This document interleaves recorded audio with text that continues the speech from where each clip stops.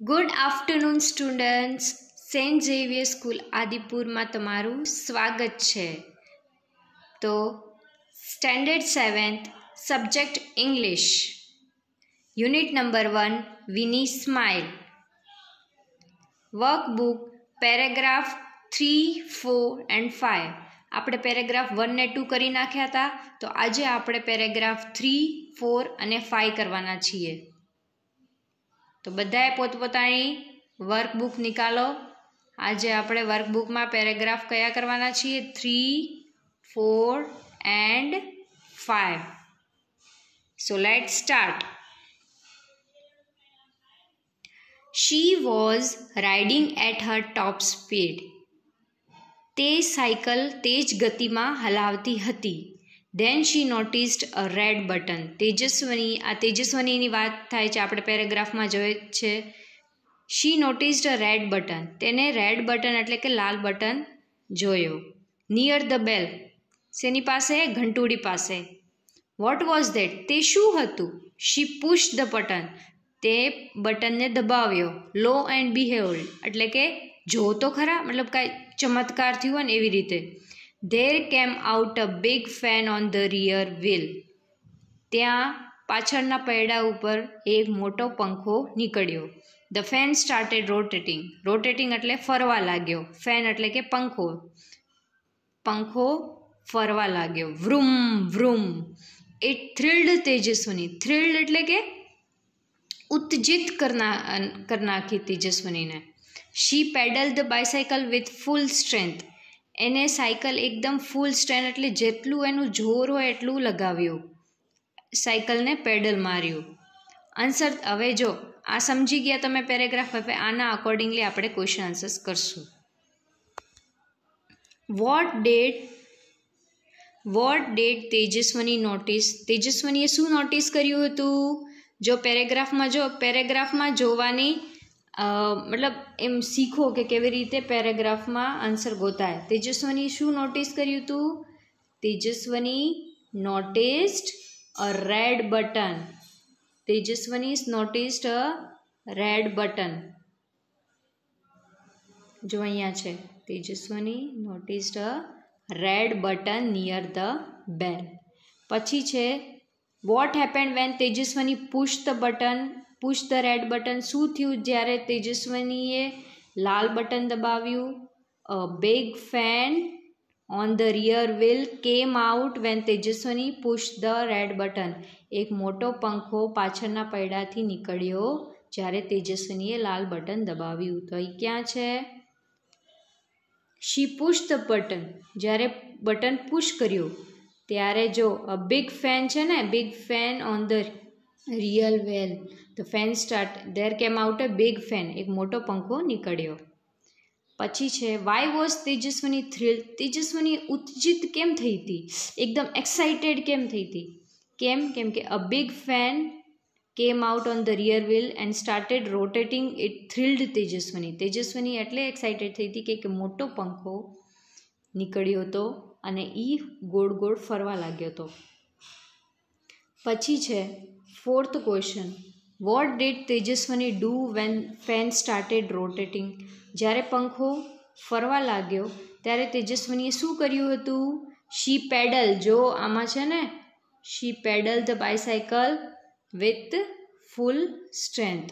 તેજસ્વની pedal the bicycle with full strength when the fan started rotating. Fan started rotating ફરવા લાગ્યું ત્યારે શી pedal the બાયસાયકલ. સમજી ગયા? આ હતું પેરેગ્રાફ. હવે આપણે નીચેના કરશું question answers. Answer the question selecting the correct option. આમાં 4 વિકલ્પો આપ્યા હશે, આપણે એક ચૂઝ કરવાનો કે કયો રાઈટ છે. તો સ્ટાર્ટ કરીએ. Where was the red button. Lal button ક્યાં હતું? પેરેગ્રાફમાં જો ક્યાં હતું red button? Near the bell. Near the બેલ. બીજો નંબર નિયર ધ બેલ. તો અહીંયા આવશે બી. શું આવશે? બી. યસ. સમજી ગયા? તો આ આપણું એક ક્વેશ્ચન પૂરો થાય છે. હવે સેકન્ડ જોઈ લઈએ.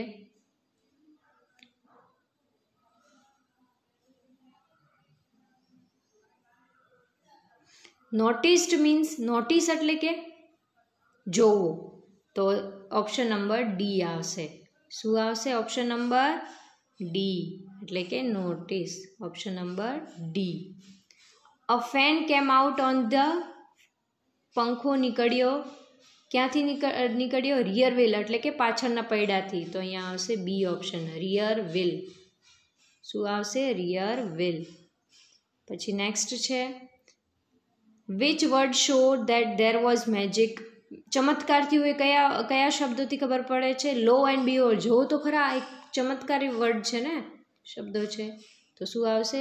લો એન્ડ બીહોલ્ડ. સમજી ગયા? હવે આપણે નેક્સ્ટ ફોર્થ પેરેગ્રાફ જોઈ લઈએ. હાલો. And what a miracle. What a miracle.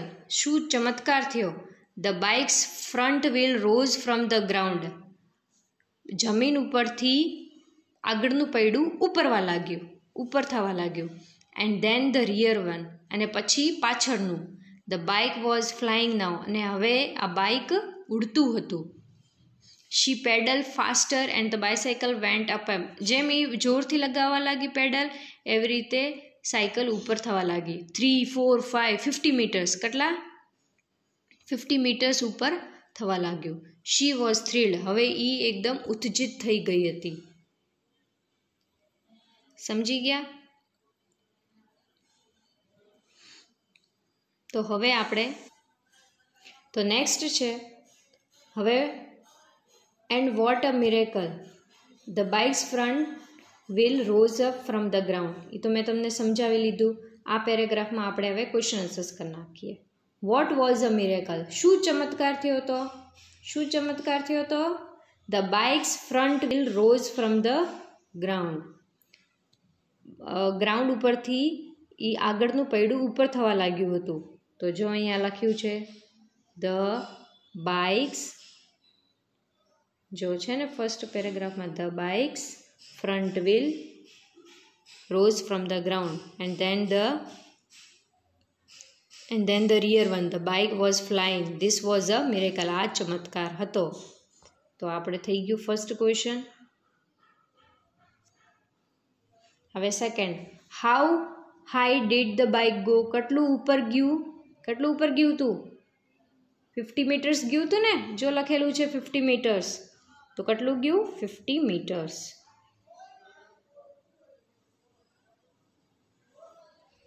હવે વાય વોઝ તેજસ્વની થ્રિલ્ડ. એકદમ ઉચિત કેમ થઈ હતી?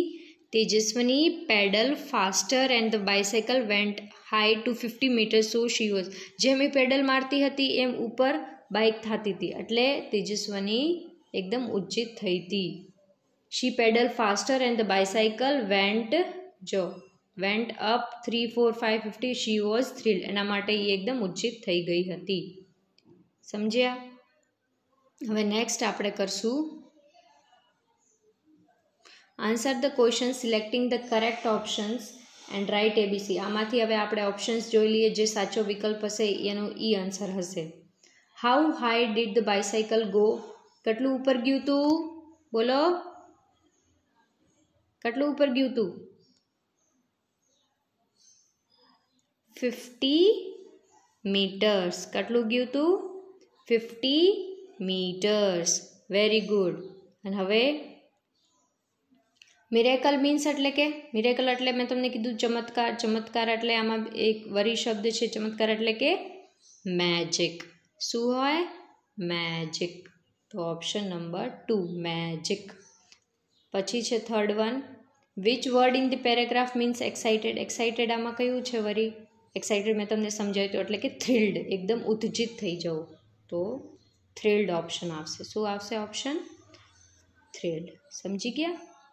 હવે આપણે ફિફ્થ જોઈ લઈએ paragraph.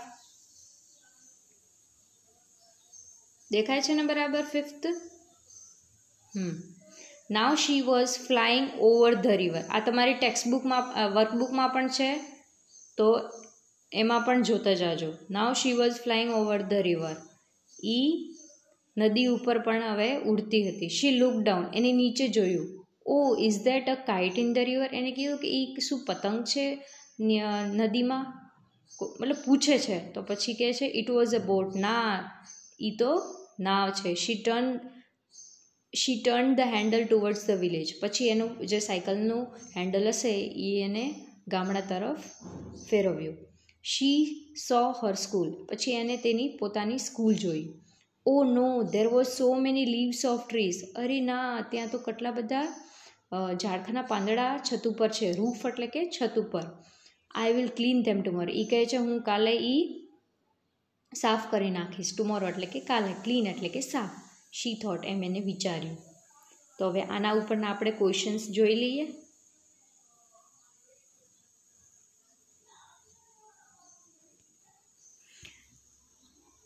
Vote did Tejaswini see in the river. તેજસ્વનીએ શું જોયું હતું નદીમાં? Tejaswini saw a kite in the river. તેજસ્વનીએ શું જોયું હતું? કાઇટ જોયું હતું ને, પતંગ જોયું હતું ને રિવરમાં.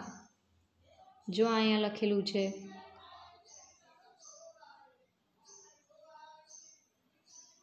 કાઇટ ઇન ધ રિવર છે ને, કાઇટ ઇન ધ રિવર.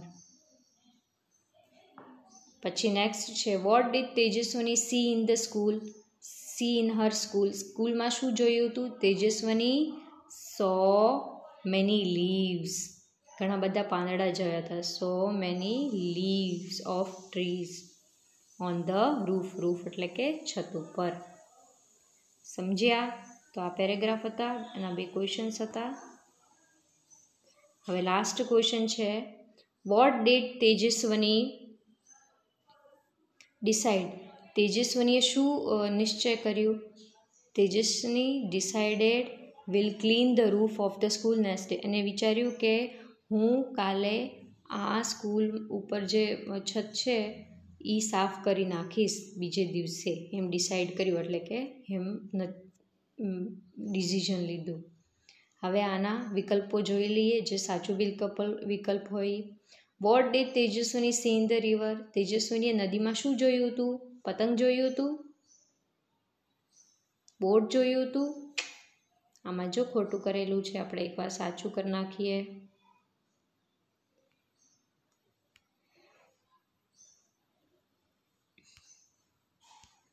આમાં છે ને બોટ આવશે. શું આવશે? બોટ. અહીંયા બી આવશે. શું આવશે? બી. પછી છે what did Tejaswini see in the village. તેજસ્વનીએ ગામડામાં શું જોયું હતું? સ્કૂલ જોયું હતું. સ્કૂલ જોઈ હતી ને, તો a school. Where the leaves. પાંદડા ક્યાં હતા? સ્કૂલ ઉપર હતા ને, સ્કૂલની છત ઉપર. તો રૂફ ઓફ હર સ્કૂલ. સમજી ગયા? તો આ પેરેગ્રાફ હતા. કયા હતા? 3.